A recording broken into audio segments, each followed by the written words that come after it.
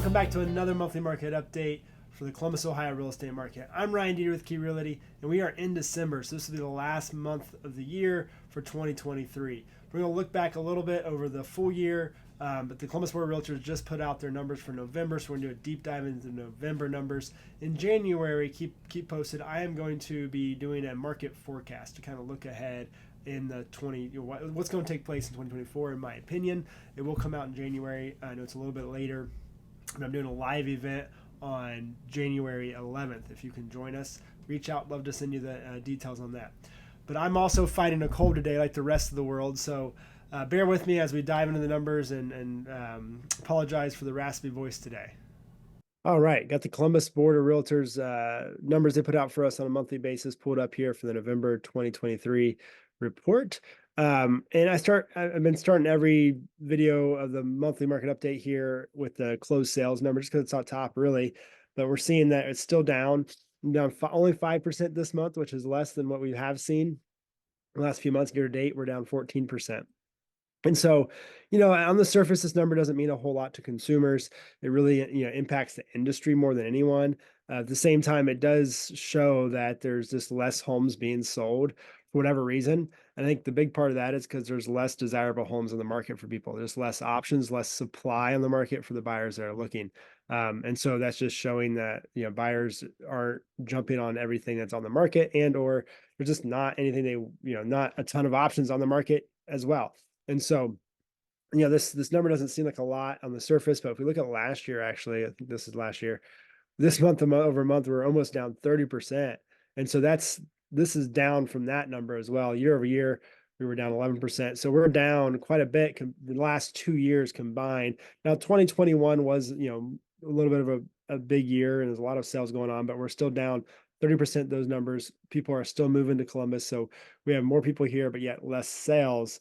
And so that's where this housing crisis is really, becoming an issue, is that we're seeing less homes, just, people being able to buy homes, whether it's, affordability or other reasons. It's just, less transactions are taking place. But at the same time, we're seeing that prices are still up. And so you got to be careful when you read the headlines. All year long, I've been saying, don't think that because the number of homes being sold means that the market's down. And so just to recap that kind of common theme all year, we're seeing price, we actually saw a pretty slow, quote unquote, slow growth at the beginning of the year.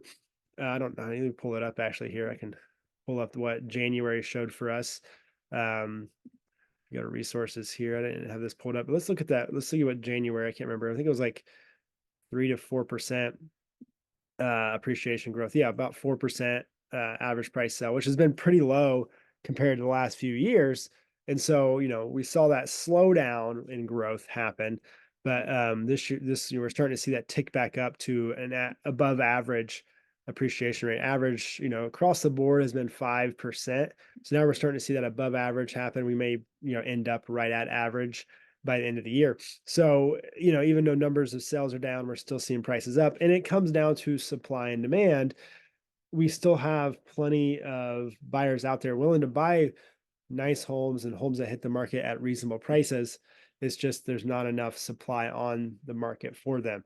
And so that's why prices are going up.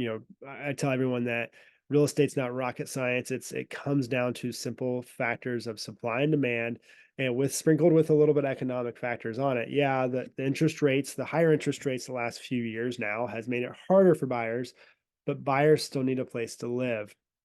And people still want a home of their own, and they will find a way to do it if they're able. So we're still seeing prices go up. And we're seeing that, it's not taking long for homes to be sold still. This is the percent of original price received, meaning that they're probably getting that within the first few weeks. How long it takes to get on market. Yeah, it's 24, so that's about the same. So you're still seeing, 97% of homes are getting original price, which means that they're getting the original price it's listed at. And that's, so that 97% is getting that pretty quickly too, most likely. Most time when you get original price, it's within the first few weeks. So the days on market's really being dragged down by those, 3.5%, whatever that is. That's not getting the original price received. That's well overpriced. And so the most good homes are selling really quick still. So when you're in the market, you still have to be prepared to go look that first weekend to make a quick offer if you want a house that hits the market that's priced well and positioned well. They will sell quick still. So that's just a little tip for buyers. We are seeing an uptick in new listings. This is, a good sign for buyers. Again, we're seeing, almost over 10% now of, compared to last year of new listings. And we're seeing that month supply of inventory jumping down here creep up as well. We're seeing that, over 20% higher. Now you go from 1.3 to 1.6, only 0.3%. At the same time, that's going to help buyers have options. It's going to help give slow down the market maybe a little bit for buyers. But this time of year, we see that it's pretty common. Anyways, inventory of homes are up. That means that there's homes that aren't selling that are sitting on the market a little longer as well. But overall, we're still seeing very, very strong conditions for, good homes to sell quick. And, this time of year, we always see that month over month price come down. So just something to jump back up here at the average price is 341. Last month it was 347, I believe. Yeah, 347. And so you're seeing that tick down a little bit. And we're going to see that maybe another month or two, as I like to follow. This is the median sell price line here. And we can see that we're on that trajectory heading into winter. Last year it started creeping back up really in January. We had what I felt like was an early, if you look at the last few years and in my experience, an early peak, a rise. And so I expect it to be, we might see an early rise again because of what happened with the interest rates this month, really. If you didn't hear that the Federal Reserve decided not to raise rates again, which means that there was a second meeting in a row where they said we're going to hold rates stable. We're not going to do anything with it. And so whenever there's stability and things like that, the lenders and the bankers associations like that, they can take the risk meter down and lower rates a little bit for people. So we saw rates dip well below 7% for the first time in a little while. And so then we saw more buyers enter the market. Whenever interest rates come down, we're going to see more demand and buyers be able to buy, either just get back in the market and or buy more expensive homes because their buying power goes up. And so we may see, because of that particular thing. Let me show you what happened. This is a mortgage. See if this pulls up the mortgage graph here. On this yellow line is actual interest rates, and this blue line is the application rate. And so what we're seeing here, obviously, if we zoom in real close here the last few months, you can see that this is the peak. We peaked around 7.79, and now we're coming down. And a lot of people I've been talking to and a lot of articles I'm reading is saying that we have peaked. That was the peak, at least for this cycle, this, next few years. This was the peak, and now we're going to head down. And that are saying they're going to, so the Fed meets back again in January. They're thinking that they indicated that they're probably going to hold rates stable one more time and then slowly start lowering interest rates again in 2024. And so again, we may see some more lowering of these rates and see more people entering the market. You see there's a little uptick, it's hard to tell on this, just a little uptick on the mortgage applications. But if people start seeing those come down and down, we're going to start seeing that number come up as well. You can see the direct correlation there as these rates started coming up, as those applications started going down. At the same time, I will say people thought this was going to crash the market, that people were going to just, prices were going to come down and this was it. We still saw that this amount of buyers still floated the market in the way it is, and it still had a very strong year with 5% year over year appreciation. Depending on the area. Again, looking at some areas, we did see some depreciation in some areas, and we saw well over 10%, in some other areas like the Hilliard and Powell areas, saw very strong appreciation. And so those are the things that are starting to show and then carry it. So it becomes very localized, and focusing on the local area that you're focused on when you're buying depends on where the prices are going and how aggressive you need to be. And so keep that in mind. That's why having someone that knows those markets and having a professional on your side when you're looking to buy and or sell to make sure you're pricing right and accordingly can help with that as well. And so we're seeing still a strong market. Let's go back to the numbers here. and kind of talk about what I think is going to happen in the next few months here, real briefly. This is in this article showing what I was telling you about. Fed's anticipating uh, 3 rate cuts in 2024, which is good news for buyers, good news for sellers for sure.